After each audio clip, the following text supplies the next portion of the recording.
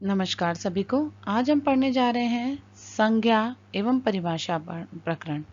यहाँ हम कुछ संस्कृत से संबंधित ऐसी संज्ञाएं जानेंगे जिनका कि व्याकरण में अनेक स्थानों पर प्रयोग होता है। तो उन शब्दों को हम यहाँ पर परिभाषा सहित समझेंगे। व्यवहारिक सुविधा के लिए प्रत्येक व्यक्ति या पदार्थ को किसी न किसी नाम से अभिहित किया जाता है। इसी नाम को संज्ञा भी कहते हैं। व्याकरण शास्त्र में संज्ञाओं एवं परिभाषा का बहुत महत्व होता है। इनका प्रयोग लाघव के लिए किया जाता है। संज्ञा एवं परिभाषाओं को समझने से व्याकरण प्रक्रिया को समझने में सहायता मिलती है।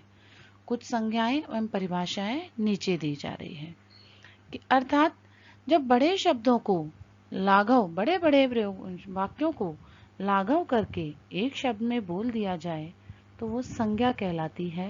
जैसे आगम। किसी वर्ण के साथ जब दूसरा वर्ण मित्रवत आकर पास बैठकर उससे संयुक्त हो जाता है तब वह आगम कहलाता है। संस्कृत में कहा गया है मित्रवदागम है। जैसे वृक्ष धन छाया बराबर वृक्ष च छाया, या वृक्ष के ए एवं छाया के छ के मध्य में च का आगम हुआ है। अर्थात जब कोई एक वर्ण आकर दो वर्णों के बीच में बैठ जाए या लग जाए तब उसे हम आगम वर्ण कहते हैं। आदेश किसी वर्ण को हटाकर जब कोई दूसरा वर्ण उसके स्थान पर शत्रु की भांति आ बैठता है तो वह आदेश कहलाता है। संस्कृत में कहा गया है शत्रुवदादेश है। जैसे यदि धन अपि, जिससे कि शब्द बनता है यद्यपि। यहाँ ई के स्थान पर यह आदेश हुआ है। यह आदेश पूर्ण वर्ण के स्थान पर अथवा पर वर्ण के स्थान पर हो सकता है। पूर्व तथा पर दोनों वर्णों के स्थान पर दीर्घादि रूप में एक आदेश ही होता है। अर्थात जब किसी एक वर्ण को हटाकर दूसरा वर्ण आ जाता है तो उसे आदेश संज्ञा कहा जाता है। उपधा किसी वर्ण के अंतिम वर्ण से पूर्व वर्ण को उपधा कहते हैं। जैसे चिंत में तय अंतिम वर्ण है, उससे पूर्व न उपधा है। संस्कृत में कहा गया है अलो अंत्यात पूर्व उपधा। जैसे महत में अंतिम वर्ण तय है और उससे पूर्ववर्ती है में विद्यमान ए उपधा संज्ञक होता है।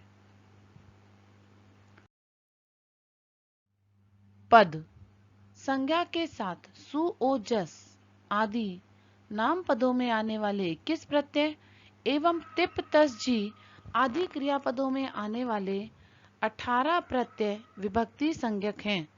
सु ओ जस अह आदि तथा धातुओं के साथ ती तस तह अंति आदि विभक्तियों को जुड़ने से सुबंत और तिगंत शब्दों की पद संज्ञा होती है। संस्कृत में कहते हैं सुप्तिगंतम पदम। यथा रामः रामौ रामः भवति भवतः भवन्ति। केवल पठ नम वद राम इत्यादि को पद नहीं कह सकते। संस्कृत भाषा में जिसकी पद संज्ञा नहीं होती उसका वाक्य में प्रयोग नहीं किया जा सकता। ए पदम न प्रयोजित। कहने का तात्पर्य है कि 21 प्रत्यय जो सुप आदि कहलाते हैं जिनसे कि शब्द बनते हैं, और तिप प्रत्यय जो कि संख्या में 18 हैं जिनसे विभक्तियां बनती हैं और वह क्रियापद बनाने वाले प्रत्यय हैं, उनके लग जाने के बाद वही शब्द जो होता है वह पद कहलाने लगता है और बिना पद के वाक्य में प्रयोग शब्दों का नहीं किया जाता। निष्ठा कत और कत्वतु प्रत्ययों को निष्ठा कहते हैं। कत कत्वतु निष्ठा इनके योग से भूतकालिक प्रत्ययों का निर्माण किया जाता है। जैसे गतः गतवान आदि। तो कत और कत्वतु प्रत्यय निष्ठा संज्ञक होते हैं।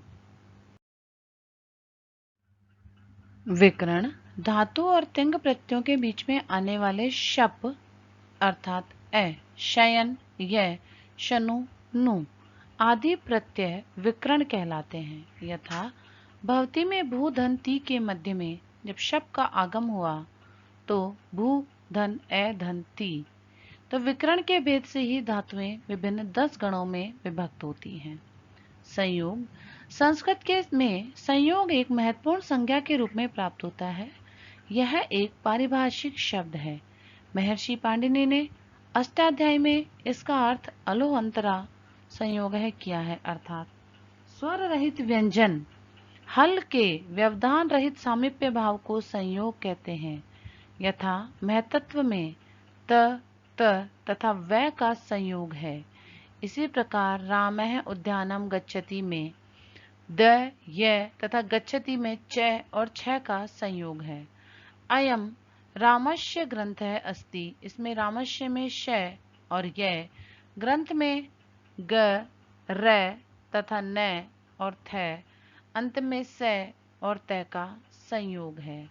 अर्थात संयोग संज्ञा जो है यहाँ व्यंजनों के मध्य होती है, और वे व्यंजन जो व्यवधान रहित होते हैं, अर्थात जिनमें स्वरों का व्यवधान नहीं होता, वहां संयोग संज्ञा व्यंजनों में होती है। संहिता वर्णों के अत्यंत सामीप्य अर्थात व्यवधान रहित सामीप्य को संहिता कहते हैं। परः सन्निकर्ष संहिता वर्णों की संहिता की स्थिति में ही संधि कार्य होते हैं। जैसे वाक धन ईश में कै और ई में संहिता अत्यंत समीपता के कारण संधि कार्य करने से वागीशः पद बना है। संप्रसारणम यण य व र ल के स्थान पर ई उ री और री इक प्रत्यय के प्रयोग को संप्रसारण कहते हैं। यज्ञ है संप्रसारणम, अर्थात वैसे देखा जाए तो यण संधि में इक के स्थान पर यण हो जाता है, लेकिन जब यण के स्थान पर इक होता है तो वह संप्रसारण कहता है। जैसे यज को इज इज्जते, वच उच उच्चते इत्यादि। धन्यवाद है। इस प्रकार यह हमारा संज्ञा और परिभाषा प्रकरण समाप्त होता है।